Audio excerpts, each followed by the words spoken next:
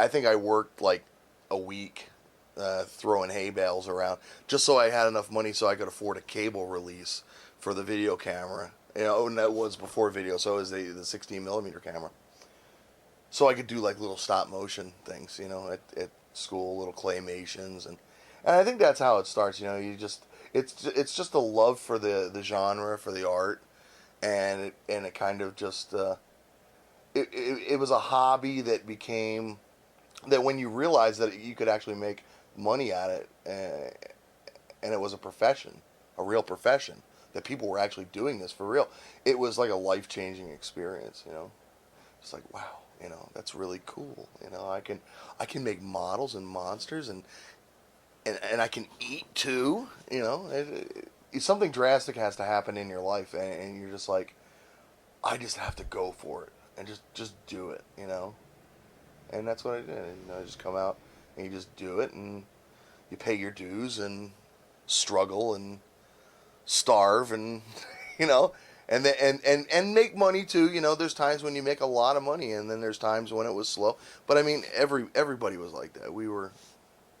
Uh, I think that's one commonality that's among all of us creative people.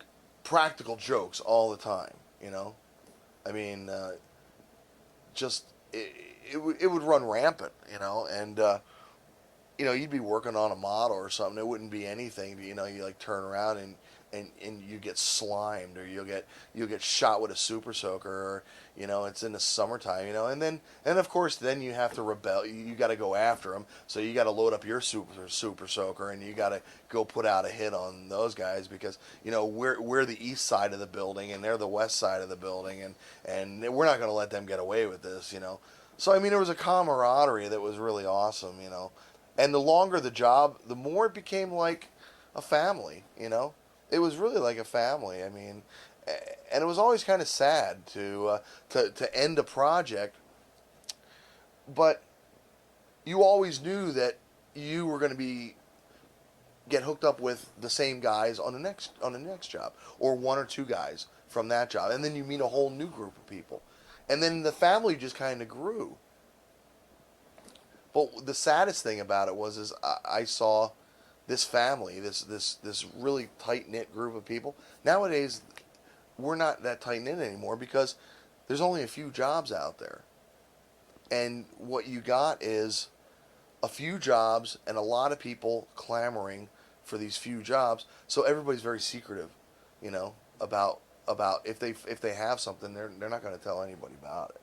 So that brotherhood, and the sisterhood too. You know, they're great girls that worked in the industry.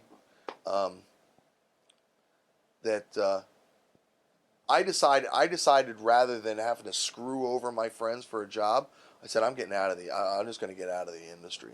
I said I would rather keep my relationship good with the people that I know than destroy it just because of work. Because it was more than work to us, you know. It was our life. It was fun, and it was our family, you know. There's always the low budget jobs in which there's a lot more creative freedom to I mean, I actually designed like 5 different spaceships, and well, stuff for Galaxis. You end up working multiple jobs.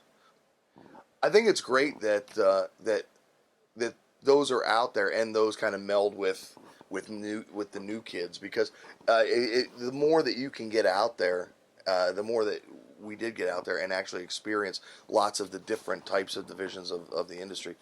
Even working on a low budget film, it kind of gave you a flavor of what what you really wanted to do. Because originally, when I first came out here, I wanted to do creature work. I mean, I was a creature guy, and I design creatures, and I still do, but I realized that I'm more mechanical, you know. So then when I realized that there was a whole different division of the effects industry, it was just models. I was like, "Whew, that's for me," because there's machining involved. I do machining, and I've done mechanics for creatures, you know, like eyes blink and jowls and things move, and more the guts of the interior of the creature stuff. It kind of hones you into what you're best at, you know. On the lower budget films, I do everything from makeup to pyrotechnics to whatever they needed, you know. And there's a lot of you know what? Most of the great stories in the industry come out of low budget movies, because at the time you're not making any money, and you're just like, why am I making any money? I'm working my ass off. You know, what am I doing out in the middle of the frickin' desert?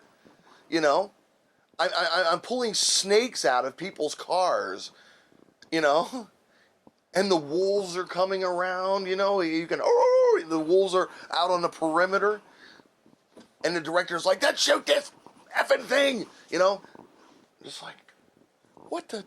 This is a crazy place. You know. But when you look back on it, those are the ones that inspired the funniest stories. You know, those are great stories. So whenever you had spare time on any movies, I did it more when I was in the younger days. I do it at Boss Films and stuff like that. You know, I was like face to face with the Stay Puft Marshmallow Man. You know, I'd like go up in the attic, and you were looking for parts for something that you were like working on. You'd just like check up in the attic. You know. You're digging around in the attic, and there's the skeleton, the Stay Puft Marshmallow Man, you know, all burned up and stuff like that, you know. You're just like, wow, that's cool, you know.